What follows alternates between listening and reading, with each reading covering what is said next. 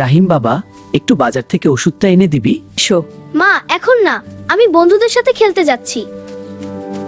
বাবা, শরীরটা খুব খারাপ, তাই বলছিলাম। পরে এনে দেব, এখন খেলতে দাও। আল্লাহ, আমার ছেলেটা যদি একটু বুঝতো। মা, আমি চলে এসেছি। মা, তুমি কাঁদছো কেন? কিছু না বাবা, সব ঠিক আছে। বাবা, মা যখন ডাকে তখন একটু পাশে থাকলে ভালো লাগে।